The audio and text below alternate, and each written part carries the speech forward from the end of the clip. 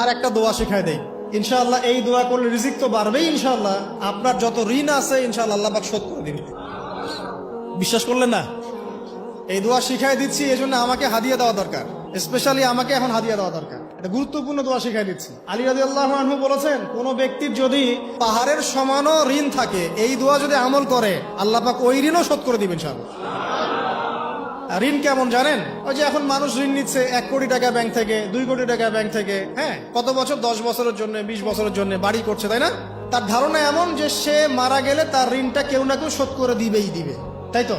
আর আল্লাহ রসুল কি বলছেন দেখেন, একজন মারা গেছেন, নবী সাল্লাল্লাহু আলাইহি ওয়াসাল্লামের সময় একজন মারা গেছেন, তো নবী করিম সাল্লাল্লাহু আলাইহি ওয়াসাল্লাম বলছেন, এই ব্যক্তির কি কোনো ঋণ আছে? একজন সাহাবী বলেন, হ্যাঁ ইয়া রাসূলুল্লাহ, তো ঋণ আছে। নবীজি বললেন, তোমরা ওর জানাজা পড়ো, আমাকে ডেকো না, তোমরা ওর জানাজা পড়ে নাও, আমি জানাজা পড়তে চাচ্ছি না।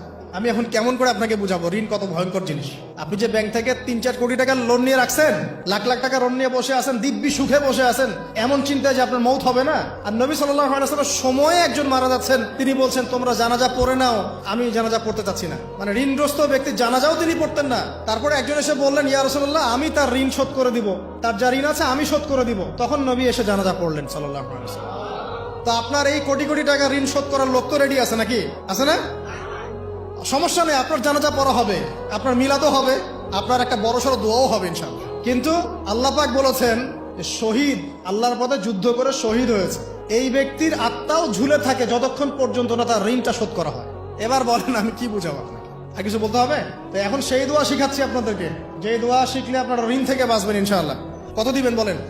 আচ্ছা, হ্যাঁ, এই তো, শুকরিয়া। দোয়া করবেন যেন আল্লাহ পাকের দিনটাকে আল্লাহর জমিনে প্রতিষ্ঠা করতে পারে।